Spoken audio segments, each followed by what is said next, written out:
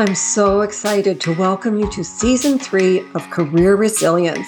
My name is Jan Daniluk. I'm a Senior Human Resources Consultant at Ford Keast, a progressive accounting firm in London, Ontario, Canada. Each week, I get to talk with people about their career path and their career journey, and maybe we can all learn from each other how to be a little bit more resilient in the challenging world of work. Please check out my website, career-resilience.com, where you'll find Season 1 and Season 2, and now Season 3. Welcome.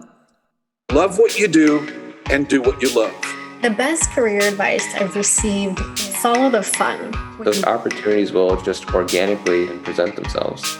Establish those connections and maintain those connections. Acceptance just means accepting what is. I don't think we should just put ourselves in a box. At the end of the day, it was always me that I said, I'm not doing good enough right now. I want it to always be, movie night on Friday night.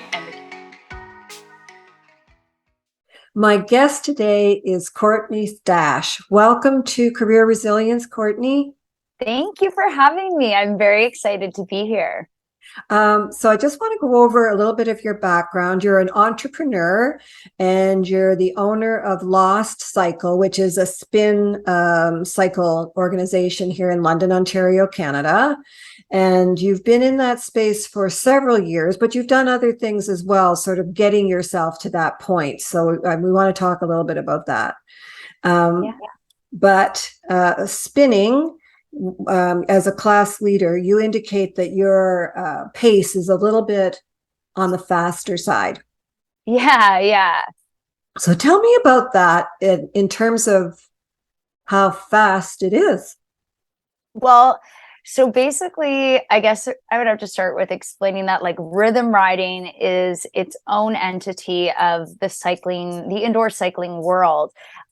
So for many, many years, people were just doing regular indoor cycling classes. And then this company that people might have heard of named SoulCycle came around and introduced rhythm riding to the world of fitness. So that was beat-based rides where the music was a lot louder and the lighting was lower. And they've kind of been the founders of this type of spin. And then since then, of course, so many different businesses have took their own spin, excuse my cheesy pun, but put their own spin on rhythm riding. So for us, that intensity, that speed is such a part of it because you're riding to the beat. So unlike I would say a traditional spin class where it might be a rock song that you're going as fast as you can to, in rhythm riding, you're always going to be on the beat. So without even realizing it, you're intuitively following this rhythm that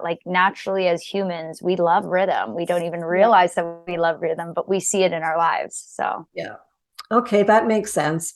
So before we get a little bit deeper into all about you, and I'm looking forward to that, is there some interesting fact or random fact that you'd like to tell us about yourself? I guess it's not specifically about me individually, but a lot of people do find it interesting that my family, my uncle and his family were on Family Feud in the 80s and they won. So that's kind of cool because I don't know, I feel like as Canadians, we don't really get opportunities to be on cool game shows as much. And that was a big thing in the 80s. I mean, it's still really cool. That is so cool. Was it life-changing for them? I don't think so. It was a small prize, but it was very retro, and we have the home video of it somewhere. But it's kind of cool fact that there was, a Grafton family on the Family Feud. That brush with fame. Yes, I'm kind of connected. Yeah. So, Courtney, I did want to talk a little bit about what made you decide to go the entrepreneur route, because that can be scary and challenging at the same time because you just don't know what's going to happen. So tell us about that, what your thought process was. Yeah. You know what? Sometimes I still have to think what was my thought process in that? Honestly, a lot of it was realizing that I I couldn't really do a 9 to 5. I didn't like working the same hours every day. And I felt like I had a lot of ideas that I needed to get out and be able to use. And I love being creative and exploring those things. And I felt like kind of that cliche vibe that like I just needed to work for myself kind of thing. Like when you have those moments where you're like, if I only worked for myself, it would be easier. And I kind of just ran with that. I felt like the entrepreneurial bug came in probably around the time I lost my mother in 2015. And after losing her, I was very much looking for something bigger. I knew that I didn't want to just work a job to like retire in and that's it. I wanted something that would be my whole life and just light my entire world up. And I think by going through that tragic moment, it pushed me to pick a bigger step for myself. So that's when I really started to think about doing this. And I mean, I'm glad I did. Was your mom a big part of your life in terms of inspiring you? I just sort of wonder what, if you don't mind me asking, sort of what twigged you in that direction related to your mom's passing? I think for me, there was always an element, I like most kids, like wanting to make your parents proud, but I also saw how hard she worked in her life and how difficult that was at times. And I wanted to be able to create something really big for myself. And she was often like my cheerleader. So in a way, I was like losing my cheerleader. So now looking at everything I've built, I know she would be like blown away and just telling everyone in London about her daughter and what she's doing. And I think that push, that realization that life is so short and things can change so quickly is kind of what made me be like, well, what's the worst that could happen? You know, like if it doesn't work, it doesn't work. And then I do the next thing, you know? So it made the leap seem a little less scary based on what I had just faced, I guess. That's right. So you channeled some of that energy into thinking, okay, what's the thing for me? Yeah. And I think for people, when you do have these kind of like unexpected life altering moments, it's a lot easier to take bigger leaps because you've experienced such a blow to your world that it becomes less scary to think of doing something so out of your own comfort zone. Because you've already faced kind of the worst. Yeah. I think that is, in a sense, what it's like. Yeah. Well, good for you that you channeled your energy like that. Thank you. So moving backwards then, what kind of education did you go for? So I went to university for honors arts, and I majored in English and minored in geography. And then I went on to Teachers College to become a certified Ontario teacher in intermediate and senior. So that would be grades 8 to 12. Yes. So I was pretty convinced I wanted to be a teacher, and I tried that out. And in a sense, I'm still teaching to this day. Just a very different modality. So my path of education was more focused on education and being able to teach in a high school setting. But yeah, my path got a little strayed for the better, I think. Yeah. And you chose to go traveling after graduating. Yeah. How do you think that making that decision affected you or changed your outlook? Honestly, it's something that I tell everyone they should do. I'm a huge advocate for, if you're in that kind of in between, university and starting into the real world, and you're not really sure what you want to do. I am always like, pack your bag and go see the world as much of it as you can. It really, at the time that I was leaving, I would say that I was looking for more of an escape. maybe looking to like find a new life somewhere else. And actually being on the journey of traveling made me realize like how good I had it at home and the kind of friendships I had and the connections I had here. So it definitely made me more independent, just being out on my own and navigating a new world on my own really helped me, I guess, grow up in a sense a little bit. Had you typically been a traveler growing up?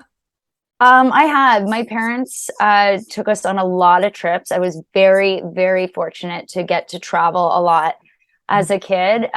We went to Disney World, we went to Disneyland, we were off to Mexico and Cape Cod trips and like out west. So we got to see a lot. And my parents loved to travel as well. So that I think just got passed right down to me. Yeah, exactly. So then you came back from your travels and you said to yourself, this is what I want to do now? Or what did you do in terms of getting started with, well, let's say real life, putting food on the table in a different way? Yeah, honestly, when I mean, my world came to kind of a crashing halt because I flew back from Fiji and then I got a job at No Frills, just bagging groceries and like doing the cashier thing. And I remember telling my mom, like, I'm going to move to Toronto and I'm going to get something big. And she was like, well, what are you going to do? And I was like, I don't know, but I need to get there and get a job. So I had a friend in Toronto. And at the time I was a big runner. I ran like races. I was training for half marathons, things like that. So she connected me to Nike and I got a job as a run leader. And then I also got hired at a boutique bridal salon. So I was selling high-end wedding dresses by day and then like run leader by night. And that was kind of my two hustles in Toronto when I first got there.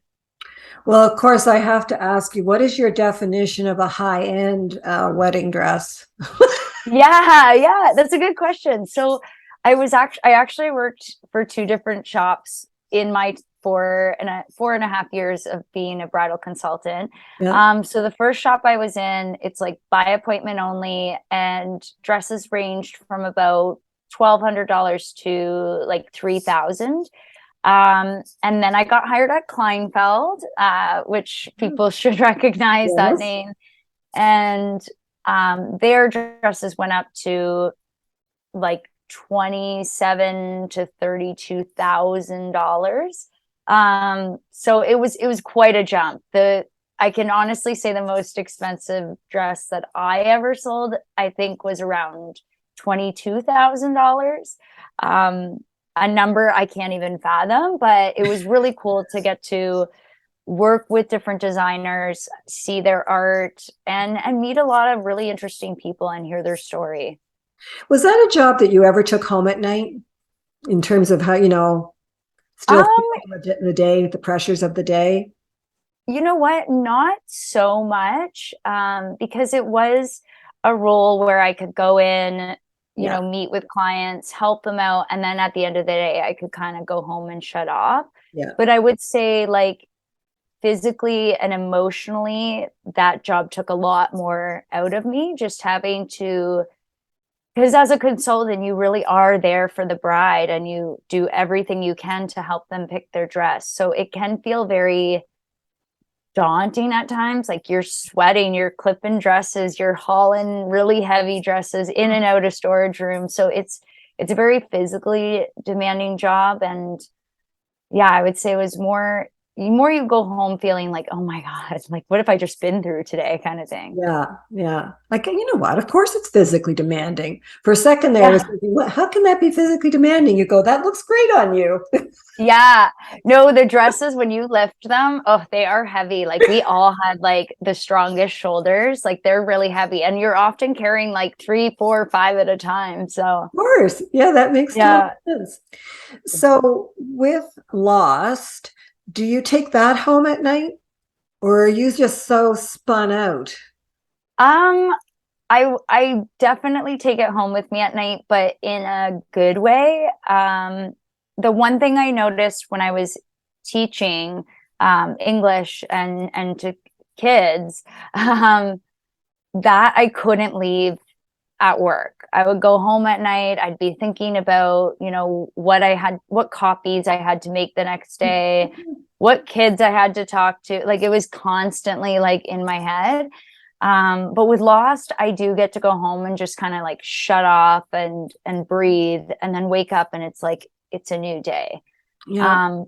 But yeah, that being said, there are nights that I have to go home and I'm thinking about, expansion and staffing and all those little things. Yeah. So why is it in the dark?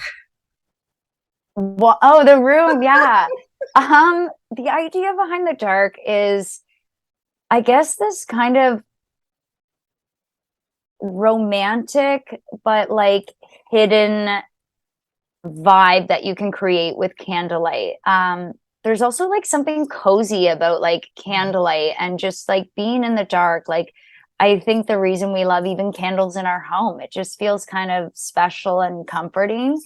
And so the low lighting with the candles kind of mimics that. And then with our like blue LED lighting, you're getting kind of this like club vibe almost. So it feels like you're almost in this secret, club access place, but instead of, I guess, drinking and dancing, you're doing something like really good for your body and your mind. So Yeah. I think the darkness gives people almost this like invisibility cloak where you feel like you can kind of blend in and you're not exposed, and that you can kind of move and no one's really like looking at you. Yeah. From people who I've spoken with who go to Lost, it's that feeling of, because I've sort of wondered about this before, it's that feeling of almost this, you're right, this cozy group together. Yeah.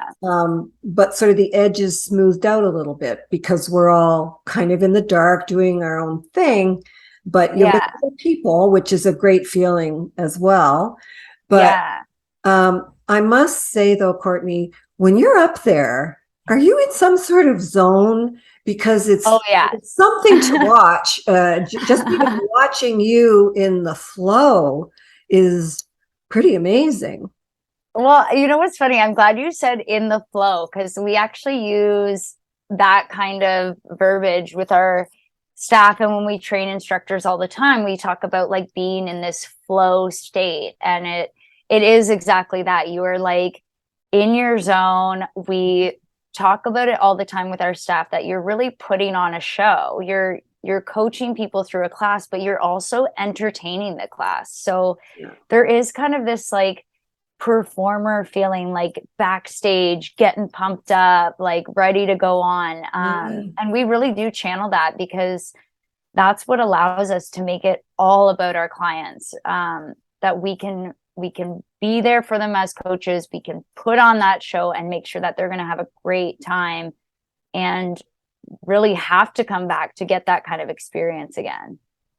Who would you say it's not for? Ooh, I would say our classes are definitely not for people that would have any extreme sensitivities to light or sound. Usually if people are recovering from things, say like concussions, or have a lot of traumatic stress in their lives, it might not be something they can dive into right away. I think in those kind of scenarios, people would be better to start with, say, like a yoga class or a Pilates class that has the music and the lighting, but not that same thumping intensity that the spin does. We are going to be launching a class called Off the Bike, which is a mat-based class, and the intensity is a lot lower. We still have the dark room and the sound, and we move to the beat, but it's a lot less in your face intense. So yeah, probably I would say people that aren't used to a super high intense workout might find it overwhelming. And definitely anyone that's suffering from like major injuries should not be doing the classes right away. So it's a sport or an activity that you want to build up to a little bit. A little bit, I think. But that being said, I also think there's something so special about diving into that world and not knowing what to expect. Because that's how we make changes, right? Is when we get out of our comfort zone. So, and we see clients from, like 19 years old to 65, and there's quite a range in there, right? So, I never like to say it's not for someone, because I always get proven wrong that you never know who's going to fall in love with it. But plus I do think that that's one of the advantages of it too, is you can do your own thing. There's no judgment. It's just you come along with it and enjoy it and do your thing, and obviously the participants are in their own world as well. It's like this idea that you get to move with other people, but also at the same time you can kind of like do your own thing. You have options to, sit down. You don't have to stay up, and you can still feel like part of the group, even though you might be doing something slightly different. Yeah. And may I just say to everybody that's listening to us, for sure, I sat down. And most people do, and I think once people, especially when we have new riders, that's usually a big fear they have. They're like, well, I'm going to have to sit down. And I'm like, of course you are. And so are like 22 other people. So I think we as humans tend to think that, like, with a lot of things in life, we're like, well, everyone's looking at me. And we're like, no, they're not. They're looking at me, like they're trying to get through the class too, the same way everyone else is. It's not competitive. Yeah, exactly. So of course we're all about career resilience here. So how have you had to be resilient in your career? What comes to mind to that question for you? I mean, the obvious one to me is just screaming like COVID. Oh, yes. And honestly, that was like the bulk of my introduction to being a business owner. We had only been open for 6 months when COVID hit. So it was a really big obstacle that I couldn't have anticipated. I don't think anyone could have anticipated, but especially as a new business owner, all the advice I had been given, all of the people who I had to reach out to were now marked down to the same level I was. No one knew anything more than I did because we had never been through this. So it was an extreme case of resiliency, trying to figure out, how do we navigate this when even the pros aren't sure how to navigate this? Yes. Yeah. So how did you? Because you're in business. I sometimes have to pinch myself that we are still here, but I paid attention to what other places were doing. I talked to other business owners, and it was one of those situations where I had to kind of like take pieces of what everyone's doing and then decide what aligns with what I want to do and what I think works for the business. So of course, like, you saw a lot of businesses pivoting and going fully online virtual and selling their membership still and doing all of that.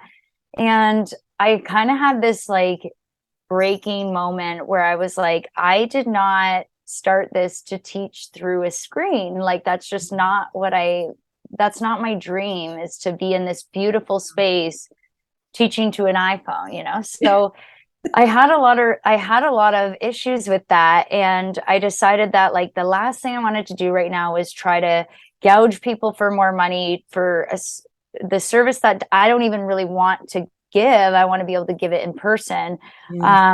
So I offered free access to my YouTube rides, and I would just record these rides when I felt like it and put them up, which was like 3 times a week. Usually I still was teaching quite a bit.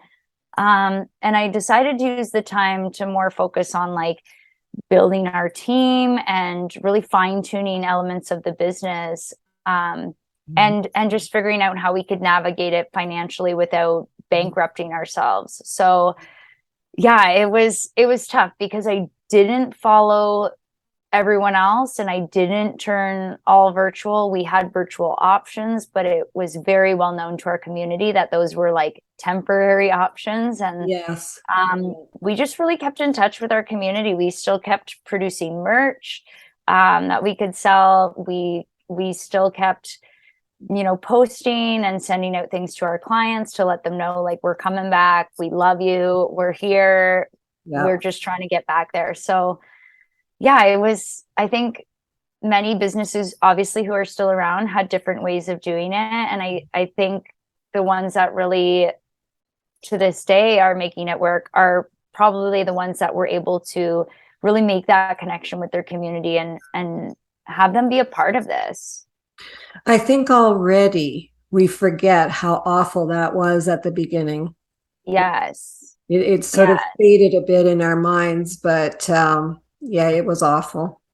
Yeah. Mm-hmm. Yeah. I feel like it's easy for people to forget, but I think for a lot of business owners, it's still like a wound that's not really healed yet. So for me, it still feels fairly fresh.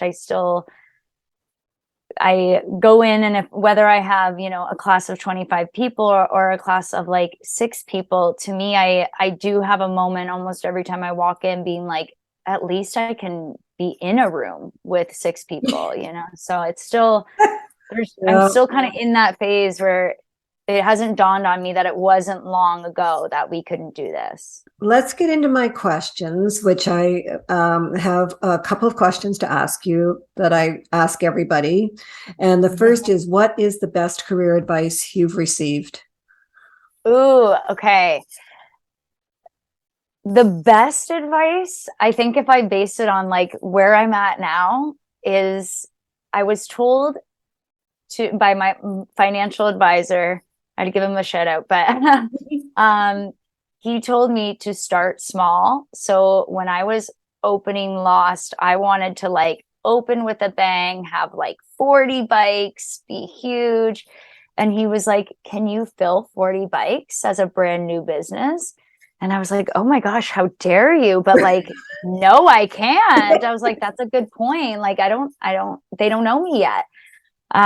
So he had said, start small. Like, why don't you start with 15 bikes and fill those? And then you can always add as the money's coming in. Yeah. And I was like, all right, yeah, that's a good point. And I kind of used that mentality for the rest of my business, in a sense, because instead of, having the most expensive light fixtures and the custom wood fixture, it was like, well, let's start with what is going to get people in the door and what is going to sell them on Lost first.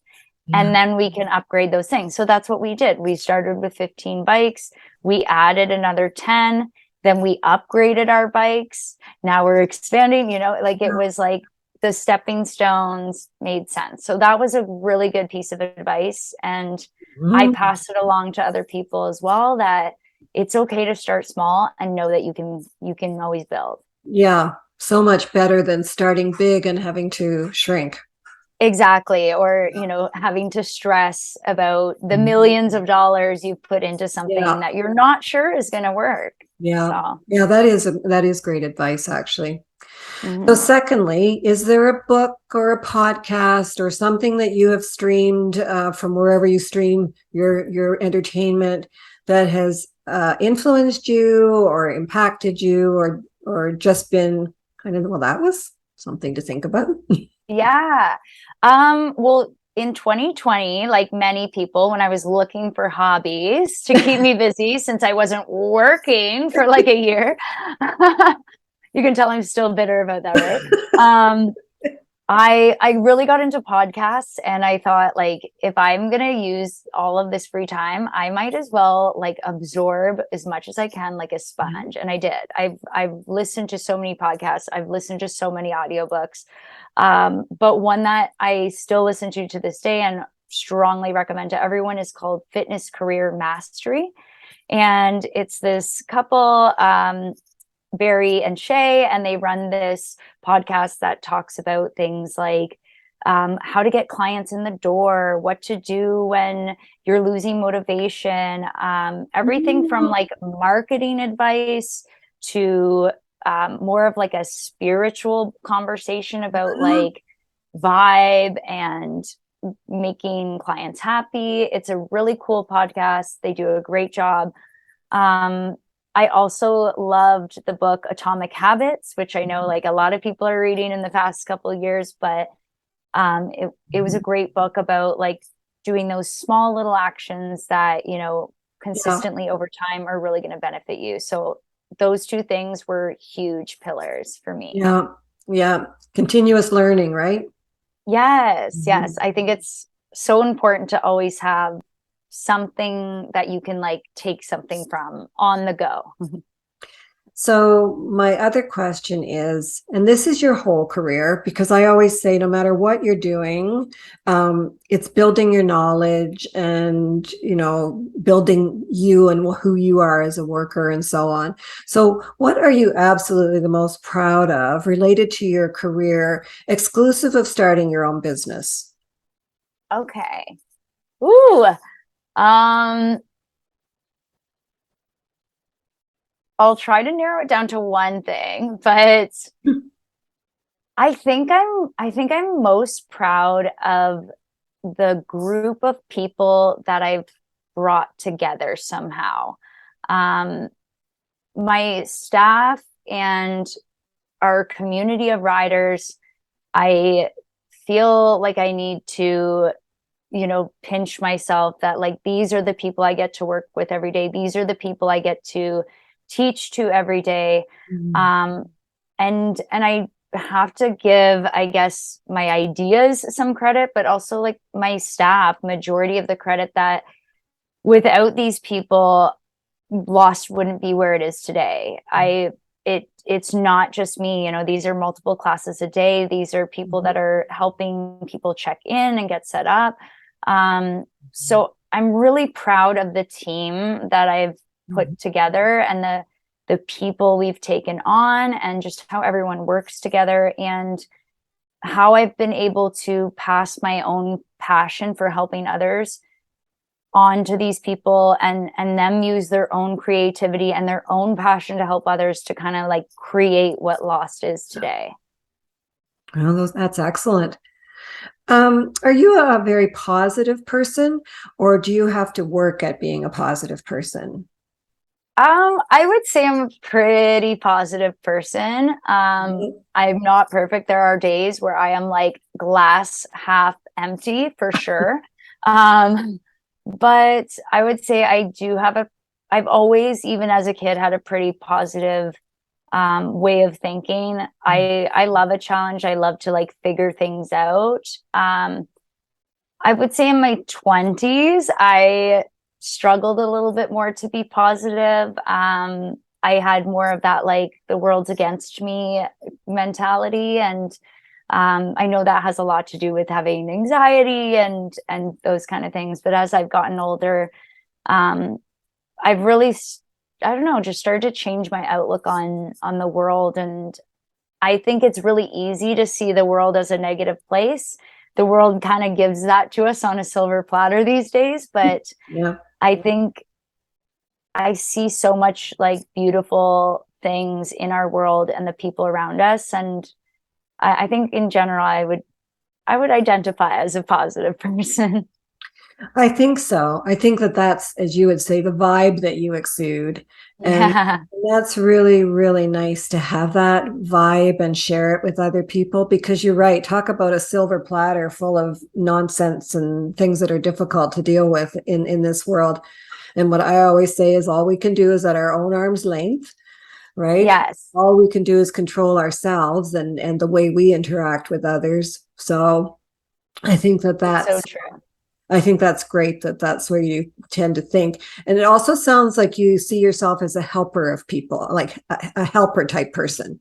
Yeah, I love to help people. A lot of my jobs throughout my life were customer service roles. And it's weird. I feel like a little guilty almost that like helping people, or like helping people get through something, whether it's a 15-minute spin class or even just a conversation at the end of the day, I feel like I almost feel guilty that it helps me just as much as I feel like it's helping them. I have a lot that goes on in my brain, and I've always been a writer. I wrote a lot in my journal as a kid. I've got pages upon pages of thoughts on in storage. And so I think helping people just kind of is like a natural calling to me. And I don't know, maybe it's that a part of me has always wanted to be helped too. And this is kind of a way that I can do both.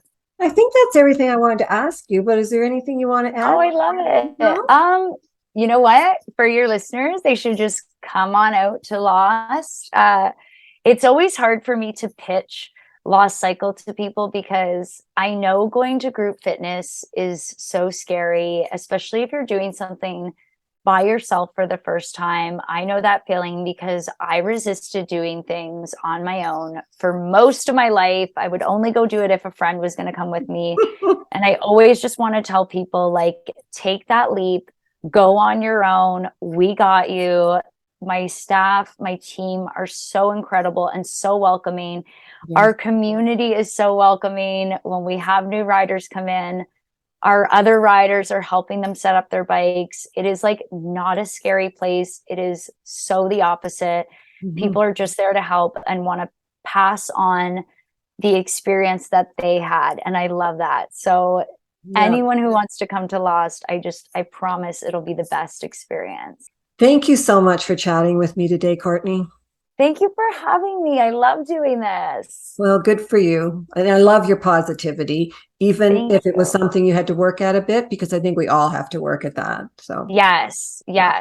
So to our viewers and listeners, thanks so much for joining Courtney and I today. It was really great to get to chat a bit about what it's like to spin in the dark in such a positive way. Yes. So if you're a listener, get us on your podcast, wherever you get your podcasts. We are on YouTube as well if you would like to view. And thank you for joining us. And until we meet again. Thank you.